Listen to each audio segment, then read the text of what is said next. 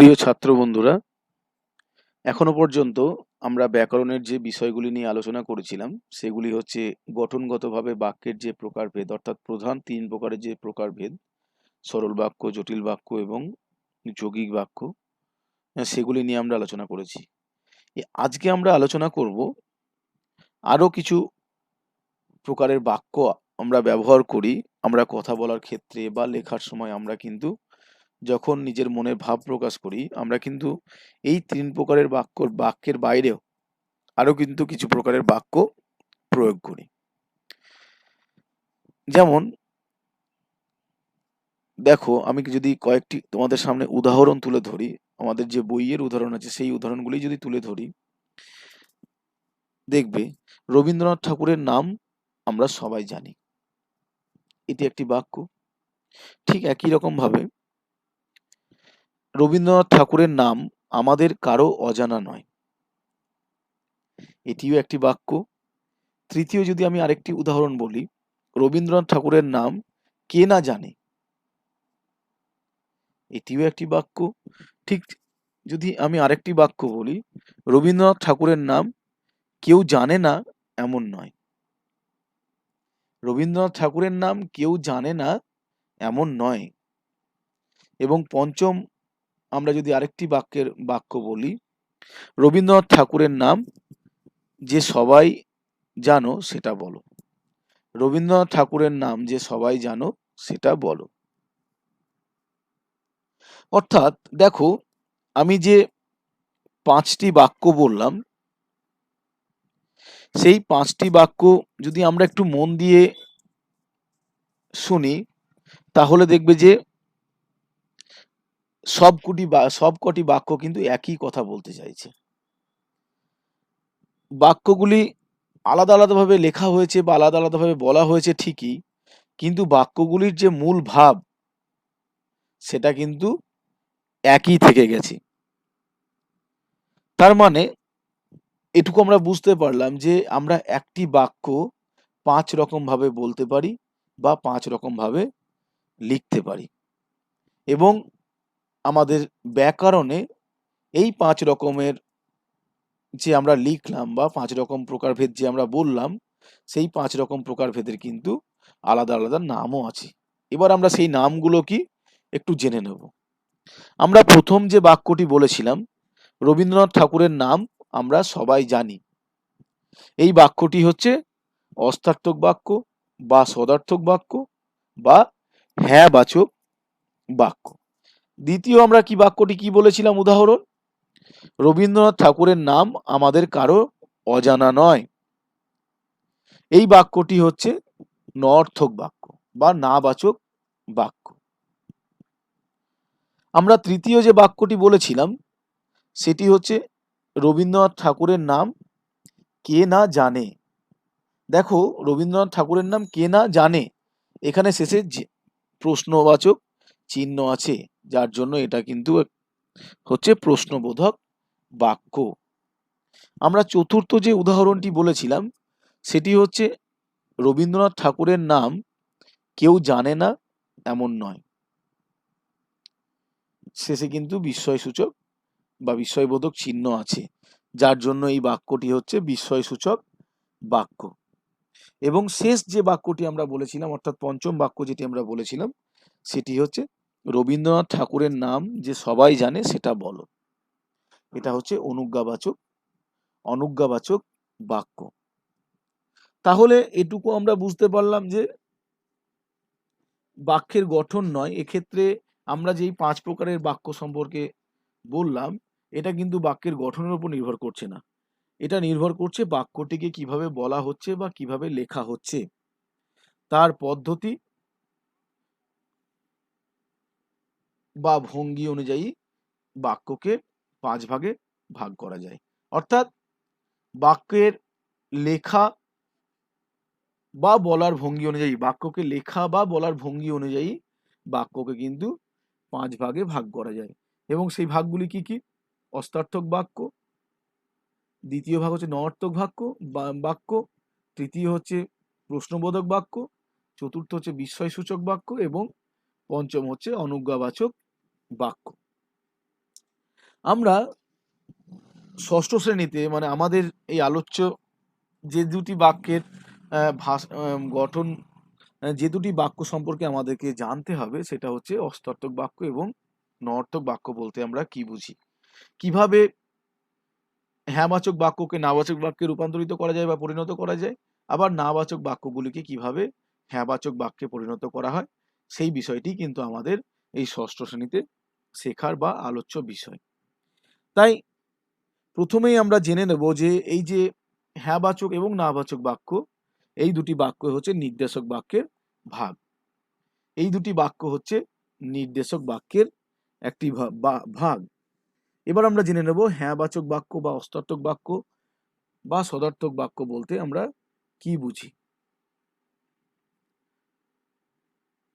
যে বাক্যগুলিতে কোনো ঘটনার উল্লেখ বা ইচ্ছের প্রকাশ বা কোনো বস্তুর উল্লেখ ইত্যাদি সদর্থক বা স্বীকৃতিসূচক তথ্য পরিবেশন করা হয়, সেই বাক্যগুলিকে বলা হয় অস্ত্রার্থক বাক্য বা সদার্থক বাক্য বা হ্যাঁবাচক বাক্য। তাহলে কি বলা হলো, যে বাক্যগুলিতে কোনো ঘটনার উল্লেখ বা ইচ্ছের প্রকাশ বা কোনো বস্তুর উল্লেখ করা হয়, উল্লেখ সদার্থক বা স্বীকৃতিসূচক তথ্য পরিবেশন করা হয়, সেই বাক্যগুলিকে বলা হয় অস্ত্রার্থক বা হ্যাঁবাচক বাক্য। যেমন খেয়ে দেয়ে আমার প্রচুর কাজ আছে, ঠিক প্রশ্নটার ভুল উত্তর দিল, সূর্য চিরটা কাল পূর্ব দিকেই ওঠে, এগুলি কিন্তু সবই হচ্ছে অস্ত্রার্থক বা হ্যাঁবাচক বাক্যের উদাহরণ। ঠিক একই রকম ভাবে নঅর্থক বাক্য বা নাবাচক বাক্য বলতে আমরা কি বুঝি। বলা হয় যে বাক্যগুলিতে কোনো বিষয়ে বারণ করা, অস্বীকৃতি জানানো বা অনিচ্ছা প্রকাশ করা হয়, সেই বাক্যগুলিকে বলা হয় নঅর্থক বাক্য বা নাবাচক বাক্য। তাহলে দেখলাম যে নঅর্থক বাক্য বা নাবাচক বাক্য বলতে আমরা বুঝি ঠিক অস্ত্রার্থক বাক্য বা সদার্থক বাক্য বা হ্যাঁবাচক বাক্যের বিপরীতধর্মী যে বৈশিষ্ট্যগুলি যে বাক্যের মধ্যে থাকে তাকে আমরা বলছি নঅর্থক বাক্য বা নাবাচক বাক্য। অর্থাৎ যে বাক্যগুলিতে কোনো বিষয়ে বারণ করা, অস্বীকৃতি জানানো বা অনিচ্ছা প্রকাশ করা হয় তাকে আমরা বলেছি নঅর্থক বাক্য বা নাবাচক বাক্য। যদি আমরা একটু উদাহরণ সহযোগে বিষয়টিকে বোঝার চেষ্টা করি তাহলে দেখব যে খেয়ে দেয়ে আমার কাজ নেহাত কম নেই বা ঠিক প্রশ্নটা ঠিক উত্তর দিতে পারলো না, এগুলি হচ্ছে নঅর্থক বাক্য বা নাবাচক বাক্যের প্রধান উদাহরণ। এবার আমরা যদি দেখি এই সংজ্ঞা থেকে নঅর্থক বাক্যের যদি সংজ্ঞা থেকে কোন জাতীয় শব্দের উল্লেখ থাকা জরুরি, নঅর্থক বাক্যে কোন জাতীয় শব্দের উল্লেখ থাকা সবথেকে জরুরি, সেটা হচ্ছে না বা তার সমগোত্রীয় নিষেধবাচক শব্দের প্রয়োগ। না বা তার সমগোত্রীয় নিষেধবাচক শব্দের প্রয়োগ, যেমন নয়, নি, নেই, নহে, নও ইত্যাদি উল্লেখ থাকা কিন্তু অত্যাধিক জরুরি এই নাবাচক শব্দের জন্য বা নঅর্থক বাক্যের জন্য। এবার আমরা দেখব যে কিভাবে অস্ত্রার্থক বাক্য থেকে নঅর্থক বাক্যকে রূপান্তরিত করা হয়, তার যে নিয়মগুলি আছে সেগুলি সম্পর্কে। অর্থাৎ হ্যাঁবাচক বাক্য থেকে নাবাচক বাক্যে রূপান্তরিত করার আমরা কি কি নিয়ম দেখতে পাই। প্রথম হচ্ছে অস্ত্রার্থক বাক্যের সমাপিকা ক্রিয়ার পার্শ্ববর্তী পদের সঙ্গে অ বা অনু বা নাবাচক উপসর্গ যুক্ত করতে হয় এবং অধিকাংশ ক্ষেত্রে না, নয়, নহে ইত্যাদি নঅর্থক অব্যয় ব্যবহার করতে হয়। তাহলে আমরা প্রথম নিয়ম কি দেখলাম, যে অস্ত্রার্থক বাক্যের সমাপিকা ক্রিয়ার পার্শ্ববর্তী পদের সঙ্গে অ, অন প্রভৃতি নাবাচক উপসর্গ যুক্ত করতে হয় এবং অধিকাংশ ক্ষেত্রে না, নয়, নহে ইত্যাদি নঅর্থক অব্যয় ব্যবহার করতে হয়।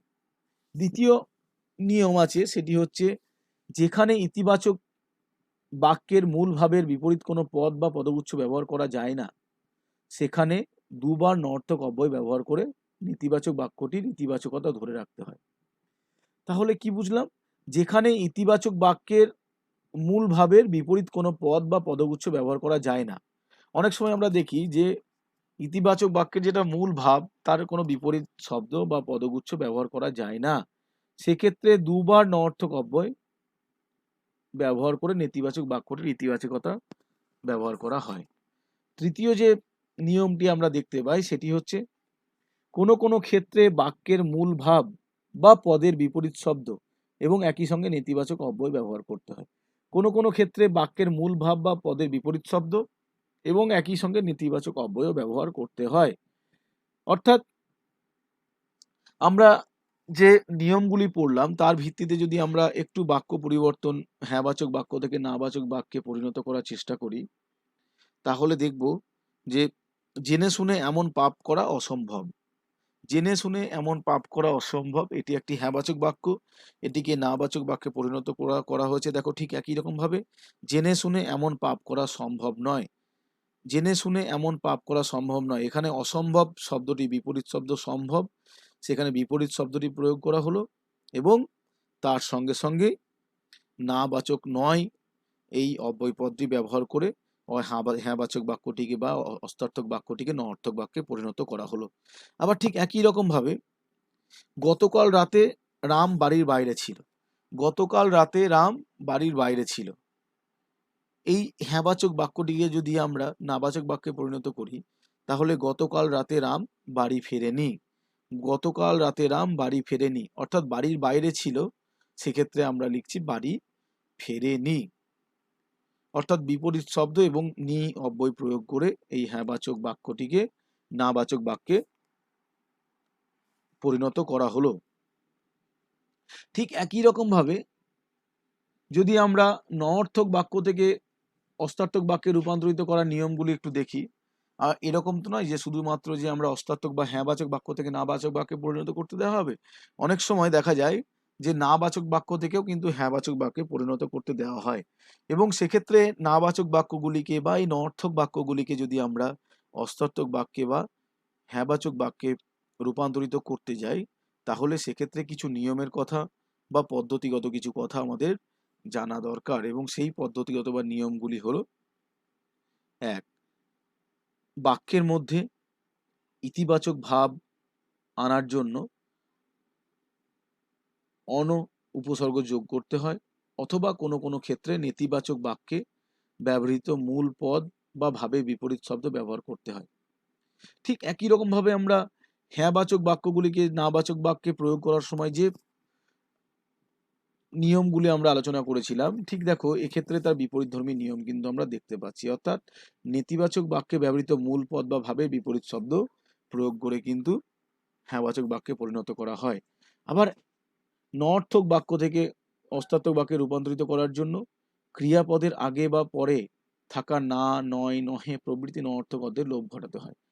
আবার অনেক সময় নঅর্থক বাক্য থেকে অস্তার্থক বাক্যে পরিণত করার জন্য ক্রিয়াপদের আগে বা পরে যেসব না, নয়, নহে ইত্যাদি নঅর্থক অব্যয়গুলি থাকে সেই অব্যয় পদগুলিকে সরিয়ে ফেলতে হয় বা লোপ করতে হয়, তাহলে কিন্তু হ্যাঁবাচক বাক্যে পরিণত করা যায়।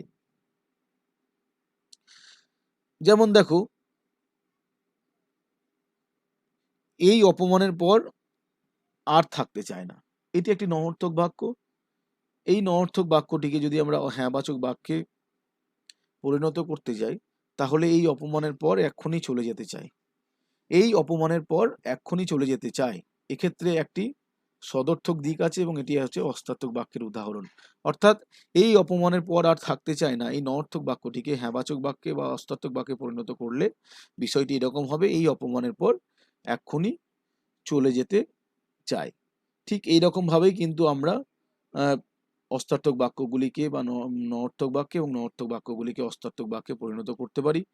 সাধারণভাবে অস্তার্থক বাক্যের কোনো একটা শব্দ বা ভাবকে বিপরীত করে তার সঙ্গে আবার কোনো নাবাচক শব্দ জুড়লে সেটা একই অর্থবোধক নঅর্থক বাক্য হয়ে থাকে। অর্থাৎ হ্যাঁবাচক বাক্য থেকে নাবাচক বাক্যে পরিণত করার জন্য কোনো একটা শব্দ বা ভাবকে বিপরীত করে তার সঙ্গে আবার কোনো নাবাচক শব্দ জুড়লে সেটা নঅর্থক শব্দ হয়ে থাকে। এর উল্টোটা করলে নঅর্থক বাক্য থেকে অস্তার্থক বাক্য হয়। যে নিয়মগুলি নিয়ে আমরা তখন আলোচনা করলাম, ঠিক যদি আমরা তার উল্টোটা করি, অর্থাৎ নাবাচক শব্দগুলিকে লোপ করে অব্যয়গুলিকে লোপ করি এবং মূল ভাবকে, নঅর্থক বাক্যের যেটা মূল ভাব সেটাকে বিপরীতে প্রয়োগ করলে কিন্তু আমরা অস্তার্থক বাক্য পেয়ে যাই। অনেক ক্ষেত্রে ক্রিয়াপদকে নাবাচক করা হয় আর বৈশিষ্ট্যবাচক শব্দকে বিপরীত অর্থের করে দেওয়া হয়। অনেক ক্ষেত্রে আমরা যে ক্রিয়াপদ থাকে সেগুলিকে নাবাচক করা এবং বৈশিষ্ট্যবাচক শব্দকে বিপরীত অর্থের করে দেওয়া হয়। ঠিক এরকম ভাবেই কিন্তু আমরা অস্তার্থক বাক্যকে নঅর্থক বাক্যে এবং নঅর্থক বাক্যকে আমরা অস্তার্থক বাক্যে পরিণত করতে পারি। এবার যদি কিছু আমরা উদাহরণ দিয়ে বিষয়টিকে বোঝার চেষ্টা করি, সেটা হচ্ছে মাস্টারমশাই কিছুই পড়াননি। এই যে বাক্যটি, পরীক্ষায় আমাদের এই ধরনের কিছু বাক্য দেওয়া হবে এবং তোমাদের প্রথম যেটা করতে হবে সেটা হচ্ছে বাক্যটি হ্যাঁবাচক না নাবাচক সেটা লিখে, এবং তুমি যেটাতে পুরো প্রয়োগ করছো, যেটাতে রূপান্তরিত করছো, সেটা কিন্তু লিখতে হবে। পরীক্ষার সময় আমার যে মূল বাক্যটি দেওয়া থাকবে, মাস্টারমশাই কিছু পড়াননি, আমি দাড়ি দিয়ে লেখার পর ব্র্যাকেটের মধ্যে লিখবো এটি হচ্ছে নঅর্থক বাক্য, এবং রূপান্তরিত বা পরিবর্তন লিখে মাস্টারমশাইয়ের সবকিছুই পড়ানো বাকি আছে। মাস্টারমশাইয়ের সবকিছুই পড়ানো বাকি আছে। এক্ষেত্রে দেখো, মূল যে ভাব, অর্থাৎ অর্থগতভাবে একটা বিষয় বোঝার চেষ্টা করো। মাস্টারমশাই কিছুই পড়ানো বাকি রাখেননি, মাস্টারমশাই কিছুই পড়াননি, অর্থাৎ মাস্টারমশাই কিছুই পড়ানো হয়নি, এটা নঅর্থক বাক্যে আছে। এবার ঠিক একই রকম ভাবে আমরা হ্যাঁবাচক বাক্যে পরিণত করলাম, মাস্টারমশাইয়ের সবকিছুই পড়ানো বাকি আছে। অর্থাৎ মূল যে ভাব বা যে অর্থ সেটা কিন্তু একই রকম আছে, বাক্যের মূল অর্থটা কিন্তু এক, অথচ আমরা বাক্যটিকে প্রথমে নঅর্থক বাক্যে দেখলাম এবং সেটিকে আমরা হ্যাঁবাচক বা সদর্থক বাক্যে বা অস্তার্থক বাক্যে পরিণত করলাম। মূল অর্থটিকে, বাক্যের যে মূল ভাব সেটাকে ঠিক রেখে আমরা কিন্তু হ্যাঁবাচক বা নাবাচক বাক্যে পরিণত করতে পারি। এইরকম ভাবেই তোমরা বিভিন্ন উদাহরণগুলি দিয়ে এই বিষয়গুলিকে বোঝার যদি চেষ্টা করো, তাহলে কিন্তু তোমরা দেখবে যে বিষয়গুলি সম্পর্কে তোমাদের আর কোনো প্রশ্নচিহ্ন থাকবে না। যাই হোক, এই ক্লাসটি দেখার পর আমার অনুরোধ, তোমরা প্রত্যেকেই বারংবার তোমাদের যে পাঠ্য ব্যাকরণ বইটি আছে সেই বইটি ভালো করে পড়বে, এবং বইটি ভালো করে পড়ার পর যে সংজ্ঞা বা বৈশিষ্ট্য বা যে নিয়মগুলি নিয়ে আমরা আলোচনা করলাম, সেই নিয়মগুলির সঙ্গে উদাহরণগুলি দিয়ে একটু বিচার বিশ্লেষণ বা গভীরভাবে ভাবলে বা ভালোভাবে যদি তোমরা পড়ো, তাহলে বিষয়গুলি তোমাদের কাছে অনেক বেশি বোধগম্য হবে বা সুস্পষ্টভাবে বুঝতে পারবে। তাহলে আমরা আজকে যে বিষয়গুলি পড়লাম সেই বিষয়গুলি যদি একটু দেখে নিই যে আমরা আজকে কি কি পড়েছি। আমরা প্রথমেই জেনেছি যে বাক্য বলার বা লেখার ভঙ্গি অনুযায়ী বাক্যকে 5 ভাগে ভাগ করা যায়। গঠন অনুযায়ী আমরা 3 ভাগে ভাগ করা যায়, সেই বিষয়গুলি নিয়ে আমরা আগে আলোচনা করেছি। আজকে আমরা ক্লাস থেকে জানলাম যে বলার বা লেখার ভঙ্গি অনুযায়ী বাক্যকে আমরা 5 ভাগে ভাগ করতে পারি। সেই 5 ভাগগুলি কি কি? অস্তার্থক বাক্য, নঅর্থক বাক্য, প্রশ্নবোধক বাক্য, বিস্ময়সূচক বাক্য এবং অনজ্ঞাবাচক বাক্য, এবং যেখানে আমরা একটা মূল ভাবকে সামনে রেখে 5 রকম ভাবে বাক্যটিকে লেখার বাক্যটিকে বলে উদাহরণ দিয়ে বিষয়টি বোঝার চেষ্টা করেছি। তারপর আমরা আলোচনা করেছি অস্তার্থক বাক্য, নঅর্থক বাক্য বলতে আমরা কি বুঝি, উদাহরণ সহযোগে সেই দুটি বিষয় আমরা বোঝার চেষ্টা করেছি, এবং তার সঙ্গে সঙ্গে অস্তার্থক বাক্যকে নঅর্থক বাক্যে রূপান্তরিত করার যে নিয়ম এবং নঅর্থক বাক্যকে অস্তার্থক বাক্যে রূপান্তরিত করার যে পদ্ধতি, সেগুলি নিয়েও কিন্তু আমরা আজকের ক্লাসে বিস্তারিতভাবে আলোচনা করেছি। তারপর আমরা আলোচনা করেছি কিভাবে এই অস্তার্থক বাক্য বা হ্যাঁবাচক বাক্য বা এই সদর্থক বাক্যগুলিকে নাবাচক বাক্যে রূপান্তরিত করা যায়, এবং নাবাচক বাক্যগুলিকে একই রকমভাবে কিভাবে হ্যাঁবাচক বাক্যে রূপান্তরিত করা যায়। মূল অর্থ বা ভাবকে ঠিক রেখে কিভাবে এগুলোকে পরিবর্তন করা যায়, বিভিন্ন নিয়মগুলি এবং উদাহরণ সহযোগে বিষয়টি আমরা আজকের ক্লাসে আলোচনা করেছি। তোমাদের এরপরেও যদি এই অংশ থেকে, অর্থাৎ হ্যাঁবাচক এবং নাবাচক অর্থাৎ অস্তার্থক ও নঅর্থক বাক্য নিয়ে যে আলোচনা হলো আজকের ক্লাসে, সেখান থেকে যদি তোমাদের কোনো প্রশ্ন থাকে, তাহলে তোমরা অবশ্যই ক্লাসটি ফলো করার পর, পুরোপুরি ভালোভাবে দেখার পর তোমরা কিন্তু পাঠ্যপুস্তকটি পড়বে, বারংবার পড়বে। পড়ার পর যদি তোমাদের কিছু বুঝতে অসুবিধা থাকে, তোমরা অবশ্যই কমেন্টে প্রশ্ন করবে, এবং আমি পরবর্তীতে ডাউট ক্লিয়ারিং ক্লাসে সেই প্রশ্নগুলি নিয়ে আলোচনা করলে আশা করি তোমাদের বিষয়টি তোমাদের কাছে আরও সুস্পষ্ট ধারণা তৈরি হবে। যাই হোক, ঠাকুর মা স্বামীজির কাছে সবার মঙ্গল কামনা করে আজকের ক্লাস আমি এখানেই শেষ করছি।